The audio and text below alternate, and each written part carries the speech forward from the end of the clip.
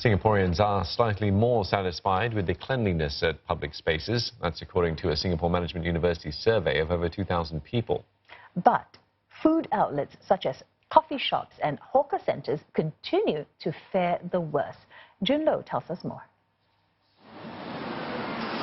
84% of those surveyed say they were generally satisfied with the cleanliness of public places they frequent, compared to 82% the previous year.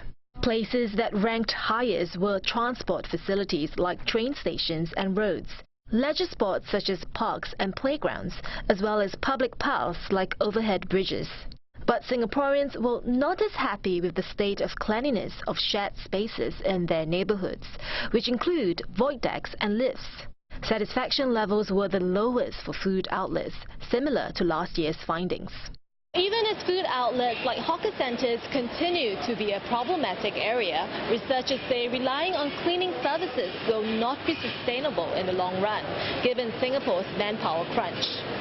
I don't think there's a lot we can do in terms of demanding, let's have a lot more cleaners in the place. I don't think that's the best way forward. It's really about us as individuals trying to encourage other people who are there at the hawker centre to practice some of these social behaviours, taking out their trays, making sure the place is good enough for the next person. So really, at the end of the day, it's about more encouragement as people to get involved. It's an area the authorities have already started work on. For more than a decade now, they have been trying to make returning trays a habit through campaigns and initiatives. And it seems that their efforts are reaping some results, with Singaporeans becoming more pro-social in their behaviour. Almost half of those surveyed say they cleared their utensils at hawker centres most of or all the time, a 14% increase. More than half also said they reminded family members not to litter when they noticed them doing so. The fact that norms shift, towards a pro-social stance shows us that if Singaporeans know what is the right thing to do, most of us will do it. So it means that in terms of keeping Singapore clean, the important consideration here is for us to send consistent messages. And that message of keeping Singapore clean, according to researchers, can be done through a combination of individual action, public education and enforcement. Now, for more on this, we're joined by the lead of the survey, Professor Pauline Strawn from the Singapore Management University. Professor, always good to have you with us. Thank you. What's your biggest takeaway from this? The numbers haven't shifted too far, so is this a cause to be sort of happy with where things are? Oh yes, definitely. This is for Matthews and myself. We thought that this was very encouraging because year on year we see some movement upwards towards greater sense of satisfaction with cleanliness in public spaces.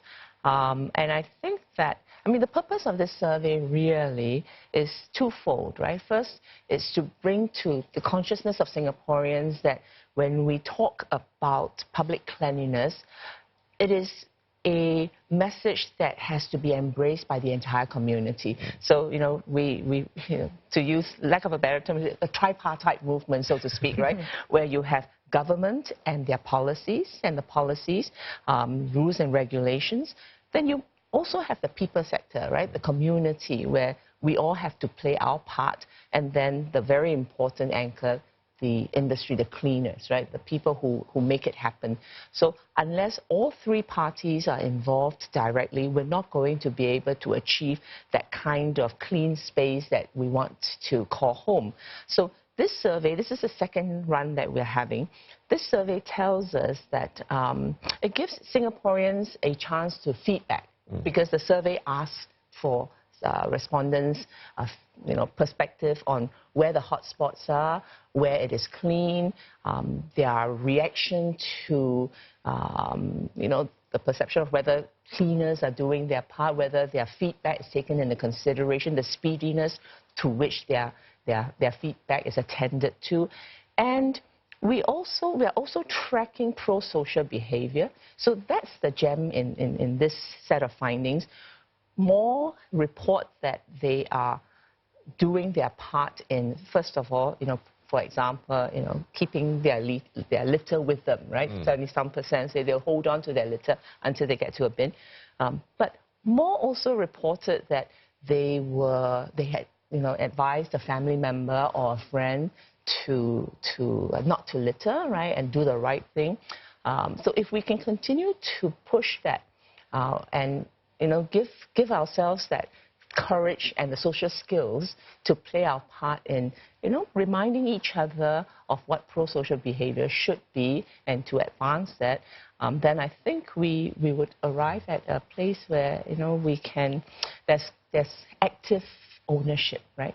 Right. But this pro-social behavior, I'm curious, like spitting and littering, we don't really see a lot of spitting these days because I think maybe because of education, right? Yes. And also because of the generation as well. The older generation tends to, have a bit of that habit, but we don't. So do you see these pro-social behaviors perhaps maybe changing as, the country matures?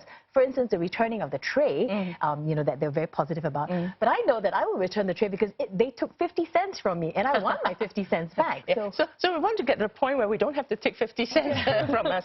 So you're right that what is expected, the normative expectations of what is right and wrong do shift over time, right? So now I think one new section that we have in this survey is to go back to basics, to make sure that we understand what pro-social behavior is, what constitutes littering. So about 10 years ago, we did the first sociological study on littering for NEA. And we had a question, right? If a bin is full and you put your Coke bottle next to the bin, does that constitute littering? More than half at that time said no, right? 52% said no, that's not littering. So we revisited that again this year. So about 10 years have gone by. And now only 44% say that it does not constitute littering. So from NEA's perspective, anything that's not bin is littering because somebody has to then pick it up for you, right? So we see that when we discuss these issues, we talk about it publicly, we raise it to the consciousness level, the norms then are situated, and we hope that, the more we do this, the more it will entrench, just like queuing. We didn't used to queue, but now, you queue naturally. In fact, we're drawn to the longest queues because we think that something good is at the end of it. It's almost become a national pastime or national pride as well. Just get your last thoughts on one more question about the discussion has been in the past about whether Singapore is a clean country or a cleaned city or a cleaned country. It sort of ends in the same result, but there is a slight sort of difference there. What are your thoughts? I think that moving forward, it will be hard for us to depend on cleaners to keep Singapore clean, simply because it's going to be harder to find labor, right, to fill that sector.